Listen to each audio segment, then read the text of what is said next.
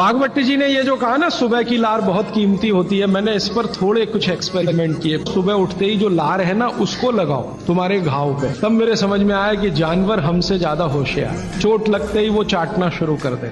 आंखों की रोशनी बढ़ानी है तो मुंह की लार सुबह सुबह की आंखों में लगाइए काजल की तरह से। एक बीमारी आती है जिसको हम कहते हैं कंजक्टिवाइटिस।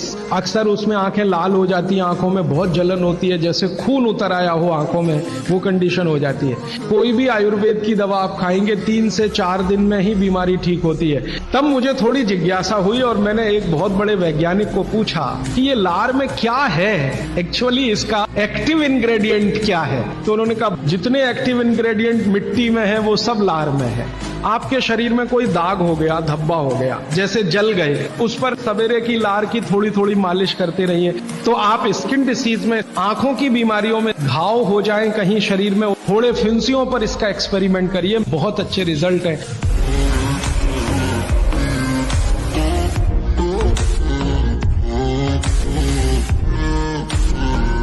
बहुत दुख होता है कि भारत में 60 से 70% बीमारियां खराब पानी के कारण है, गंदे पानी के कारण। अब मरीजों को और हमारे देश के सभी साधारण नागरिकों को ये बताया जा सकता है कि भाई पानी को ठीक करके पियो, उबाल करके पियो, छान करके पियो। इसकी गंदगी से आप इतनी बीमारियों से परेशान। डायरिया तो आप जानते हैं कि खराब पानी से ही होता है। हैजा तो आप जानते हैं खराब पानी का ही दुष्परिणाम है। लीवर की कई सारी बीमारियां बहुत सारे गंदे पानी के कारण, खराब पानी के कारण। तो ये साधारण सी बात है, हमारे मरीजों को ध्यान में आप लाते रहें और उनको थोड़ा एजुकेट करते रहें तो बहुत बड़ा काम आप सब कर सकते हैं।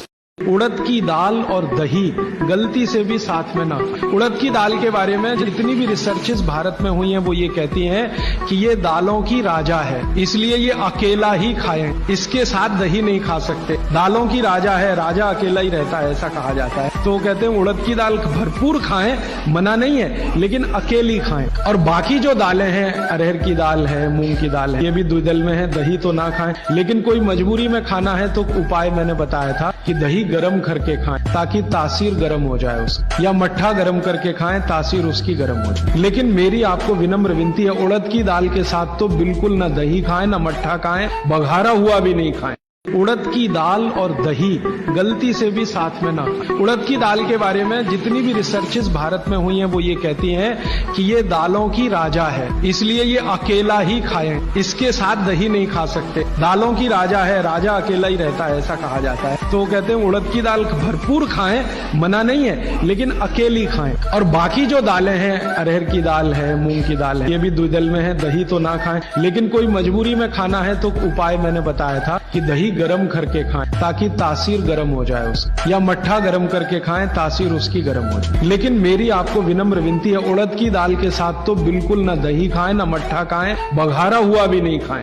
दुनिया की खराब से खराब बीमारी का ट्रीटमेंट आप अपने स्वयं पाक घर से कर सकते हैं। जैसे मैं कुछ उदाहरण बताऊं, आपको अगर डायबिटीज है, आपको अगर हाइपरटेंशन है माने बीपी हाई है, आपको डायबिटीज भी है, ब्लड प्रेशर भी है, आपके स्वयं पाक घर में बहुत अच्छी मेडिसिन है, उसका नाम है मेथी का दाना।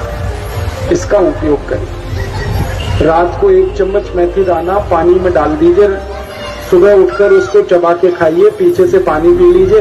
आपका ब्लड प्रेशर भी कम कर देगा, खत्म कर देगा, आपकी डायबिटीज भी ठीक हो जाएगी। बहुत अच्छी मेडिसिन। और इसी मेथी के दाने में थोड़ा जामुन की गुठली का पाउडर मिला दें, मेथी के दाने को पीस लें और उसमें जामुन की गुठली आती है वो पीस के डाल दें, तो खराब से खराब जो शुगर है, 40 साल पुरानी किसी को शुगर है, वो भी ठीक हो जाती है।